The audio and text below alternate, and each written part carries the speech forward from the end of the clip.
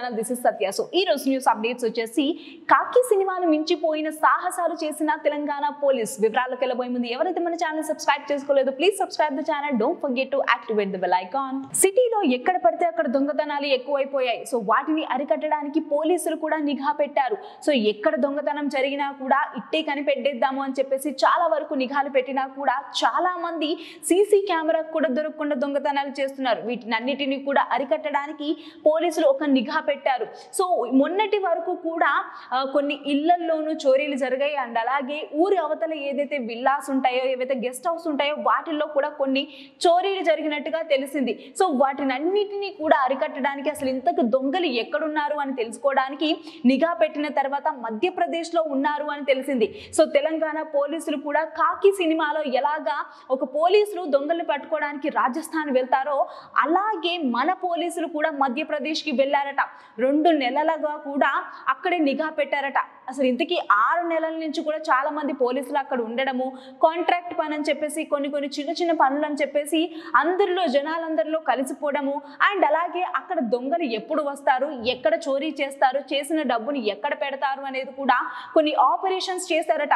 So వీళ్ళు ఇంతలా operations చేస్తున్నా కూడా మధ్యప్రదేశ్లో పోలీసులు కూడా చూసినట్టు అండ్ అలాగే సహాయం చేయనట్టుగా అలా లైట్ గా కానిచ్చేశారట. కానీ మన వాళ్ళు కూడా పట్టు వీడని విక్రమార్కుల్లాగా దొంగతనం చేసే వాళ్ళ ముఠాని పట్టుకోవడానికి 6 ఏళ్ళ నుంచి కూడా ఏదో ఒక చిన్న పని చేస్తున్నట్టుగా అలా నటిస్తూనే దొంగల్ని పట్టుకున్నారు. సో అందరు దొంగల్ని పట్టుకున్నారు కానీ మెయిన్ లీడర్ని పట్టుకోలేకపోయారు. కానీ త్వరలోనే పట్టుకుంటాము అని చెప్పేసి పోలీసులు చెప్పడం జరిగింది. సో ఇప్పటికీ 100 ఇళ్లలో దొంగతనం చేయగా 100కు పైగా కేసులు వాళ్ళ మీద ఉన్నాయి. అంతేకాకుండా 7 ఏళ్ల నుంచి కూడా వాళ్ళని పట్టుకోవడానికి మన పోలీసులందరూ కూడా ప్రయత్నిస్తున్నారట. కానీ రాష్ట్రాలు దాటి దేశాలు దాటి వెళ్ళిపోయి మళ్ళీ తిరిగి వచ్చి దొంగతనం చేసి మళ్ళీ ఆ డబ్బును అక్కడికి తీసుకువెళ్ళడం లాంటివి జరగడంతో సో మరి ఎలా పట్టుకోవాలో అర్థం కాక ఇన్ని రోజులు పట్టింది. సో ఎట్టకేలకి 6 నెలల తర్వాత ఆ దొంగల్ని పట్టుకోవడం జరిగిందనమాట. సో వాళ్ళు ఎంతగానం చోరీ చేశారు అని అంటే లెక్కలేనంత ఇప్పటికీ కూడా మేము లెక్క పెట్టలేదు.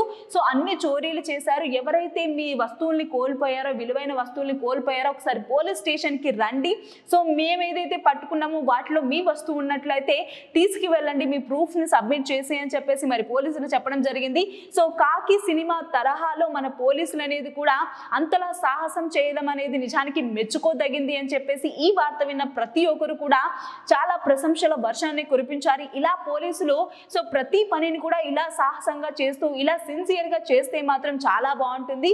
ఇంకా చాలా కేసులు ఉన్నాయి, చాలా దొంగతనాలు జరిగి ఉన్నాయి, వాళ్ళని కూడా పట్టుకోవాలి.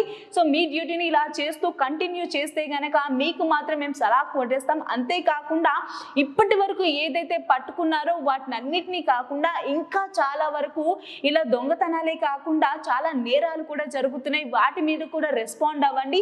రెస్పాండ్ అయ్యి కనుక మొత్తం క్లియర్ చేస్తే కనుక మీ అంత గొప్ప వాళ్ళు ఎవరు ఉండరు అని చెప్పేసి ఈ న్యూస్ చూసిన ప్రతి ఒక్కరు కూడా కమెంట్స్ మీద కమెంట్స్ పెట్టడం జరుగుతుంది. సో ప్రస్తుతానికి వాళ్ళని జైల్లో పెట్టడం జరిగింది. ఇంకా ఎన్ని చోరీలు చేశారు, ఎక్కడెక్కడ చేశారు, ఎంతమంది ప్రాణాలు తీశారు, అంతేకాకుండా తన మెయిన్ లీడర్ ఎక్కడ ఉన్నారు అని చెప్పేసి ఆరాలు తీయడం మొదలు పెట్టేశారట. సో ప్రస్తుతానికైతే ఎవరైతే మీ వస్తువులు కోల్పోయారో దయచేసి పోలీస్ స్టేషన్కు వచ్చి అవన్నీ తీసుకువెళ్లాల్సిందిగా కోరుతున్నాము అని చెప్పేసి మరి పోలీసులు చెప్పడం జరిగింది. సో ఇది వాటి అప్డేట్స్. మరిన్ని అప్డేట్స్ కోసం చూస్తూనే ఉండండి ఆ ఛానల్. Thanks for watching.